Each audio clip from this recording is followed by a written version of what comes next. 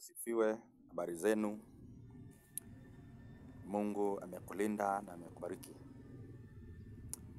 Ninaomba kuongea kuhusu kitu kinaitwa ulimi. Na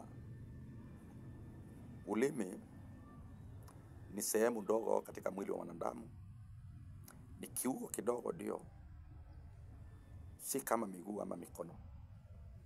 Lakini hicho kiungo kinaweza kikawakisha moto mkubwa katika maisha yako. Na kinaweza kikawakisha moto mkubwa katika community, katika taifa na hata kwa ulimwengu. Na in the book of James chapter number 3 and verse 2, from verse 2 kuteremka, ulimi unalinganishwa na vitu viwili. Unalinganishwa na iramu. Iramu ni ile kamba ama kile chombo kinachowekwa katika kinywa cha farasi. Ile kinachowekwa ili kukontrol farasi mwili mzima.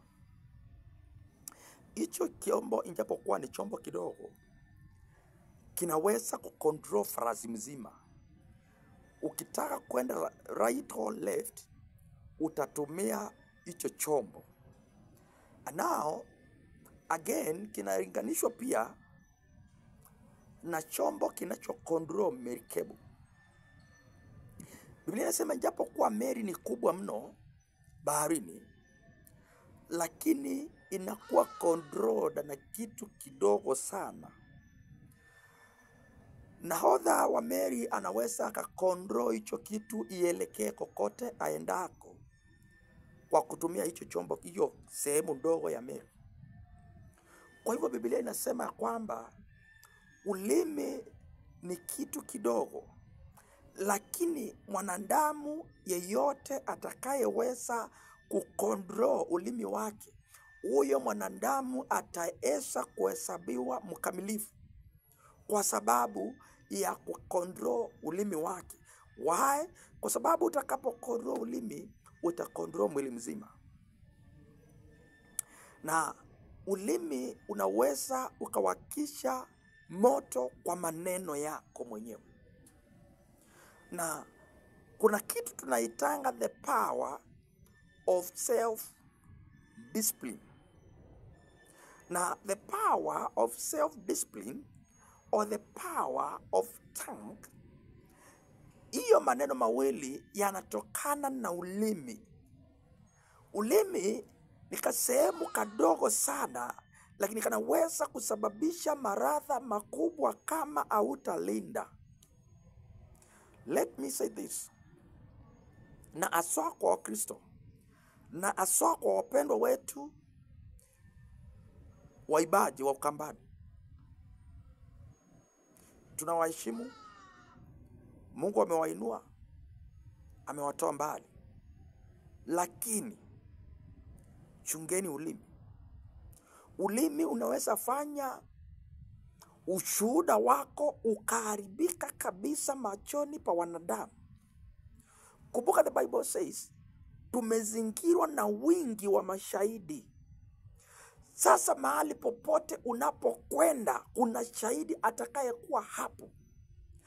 Kwa kila wimbo utakaotoa, kuna shahidi atakaosikiliza. Kwa kila neno utakalotoka kwa kinywa chako, kuna shahidi. Mfano, the year 2007, kama mnakumbuka, tulikuwa na janga hapa nchini Kenya ambayo ilileta maafa makubwa. Na ni janga ambalo ni ya umwagaji wa damu ama kuinukiana sisi kwa sisi, kabila kuinukia kabila nyingine. Maneno haya jambo hili lilisababishwa na watu fulani ambao walishindwa na kuzuia maneno ya vinywa vyao. Mtu mmoja anaweza simama katika kijiji, atamuke maneno fulani. Hayo maneno yakafanya jamii nzima zipigane. mtu fulani akainuka katika ukoo fulani, akanena jambo, hilo jambo likafanya ukoo mzima wapigana. Mtu mmoja akainuka katika nchi ama taifa fulani, akanena jambo fulani, hilo jambo likachochea moto katika watu wanaoishi katika hizo jamii. Kwa hivyo wapendwa wa Kristo, mtu wa Mungu, Mungu atusaidie tulinde ulimi. Tulinde ulimi. Kuna watu wengi wameishia magerezani. Kuna watu wengi wameishia kulaaniwa. Kuna watu wengi wameishia kupoteza kazi. Kuna watu wengi wameishia biashara zao kuharibika. Kuna watu wengi wameishia relationships kuharibika. Kuna watu wengi wameishia ndoa zao kusambaratika. Kuna watu wengi wameishia hata kutupwa na watu wa kwao kwa sababu ya ulimi. Mpendwa, chunga sana maneno yanayotoka katika kinywa chako. Unapoamuka unene jambo, lifikirie mara mbili, italeta madhara kiasi gani? Kwa sababu neno kutamka si shida. Shida ni mahali itakapoanguka, haiwezi karudi tena mdomoni mwako uifikirie tena.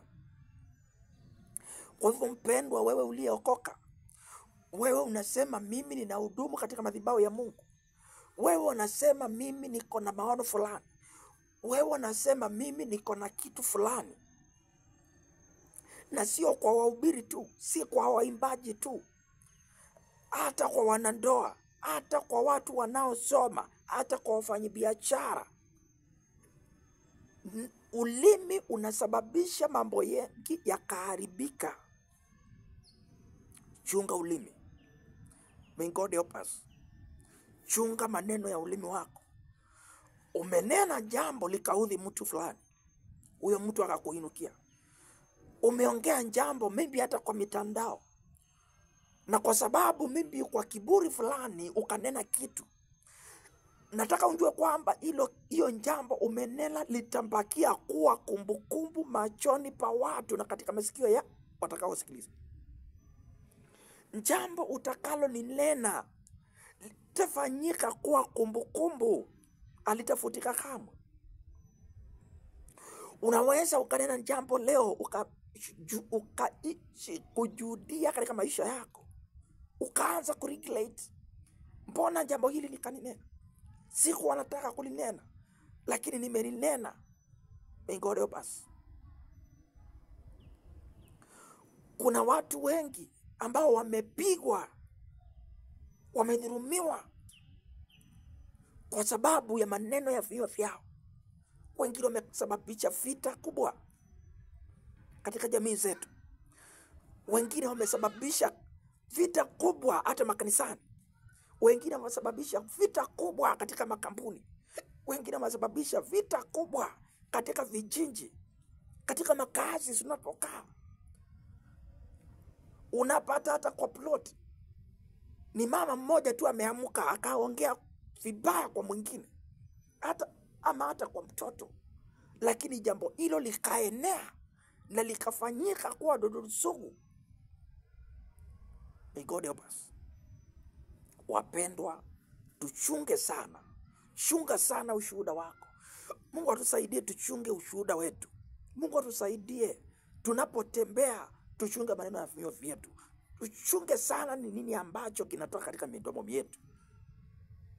Wapendwa wetu waibaji wa Ukambani, mumetuaibisha mno kwa sababu ya kukosa kuchunga ulimi. Sio kila neno linasemwa unajibu. Sio kila tamko litatamkwa utajibu. Sio kila neno ambayo itaingilia katika hii sikio unafaa kurudisha. Watu wengi tumetukanwa, tumeitwa majina mabaya, tumesemekana watu wa hofu. Na let me tell you, hata mtu akisimama akwambie wewe ni mjinga, katika akili yake ndiye amekuona ukiwa mjinga. lakini wewe si mjinga. Unajua wewe si mjinga kwa sababu mambo yako unayafanya vizuri. Wewe si mjinga, na huwezi kuwa mjinga kwa sababu ya neno ya mtu fulani. Mtu akisimama kuita ng'ombe, au huwezi kabadilika ukang'oa ng'ombe hadi sasa ukamea pepe ukatembea miguu minne sasa kwa sababu umeitwa ng'ombe. No, huyo ni mtu ametamka jambo fulani. Kwa hivyo sio kila jambo litatamkwa unafaa kurudisha. Ili jambo litufanya tukose ladha. Imefanya Wakristo tuaibike. Imefanya Wakristo tukose ladha. Kumbuka sisi ni ladha ya ulimwengu. Lakini tutafanyikaje ladha kama tutachunga midomo yetu? Unapopata grupu ya watu wakiongea, utakapoingia katikati, wacha ladha ionekane mahali pale, maana umeokoka. Wacha maneno yako yawe na ladha katika maisha ya hawa watu. Unapoingia katika watu wanaopigana, wakikuona na unjua umeokoka, katika mioyo yao watajua huyu mtu ako na neno moja naweza fanya tukapona mioyo yetu. Ningoreo basi. Unapoingia katika watu, even hivyo hata kwa matatu, unapoingia ndani upate watu wakiongea, hata kama kuna furugu, kwa neno lako moja lenye hekima, lenye kunyenyekea, lenye ushauri mzuri uliojaa hekima ya Mungu, itafanya moto uliokuwa wake uzimie. Ningoreo basi. Katika hiyo kampuni, watu wanaweza kuwa wanateswa kwa sababu ya mambo fulani. Utakapoingia hapo, watu wakutambue kama uliyeokoka. Ningeudia basi. Unaweza sababisha hiyo kampuni iinuke, kwa sababu injapokuwa mtu upenda malubano, kwa sababu ya hekima yako ya kutunza maneno ambayo yanatoka kwa kinywa chako. Utakapotoa ushauri, watakusikiliza. Watasikia maneno yako, maana hautaongea anything. Maana sio kila neno utatamka, sio kila usemi utatoka kinywani chako, sio kila neno itatoka kinywani chako. May God help us. Mungu na atukumbuke na atusaidie.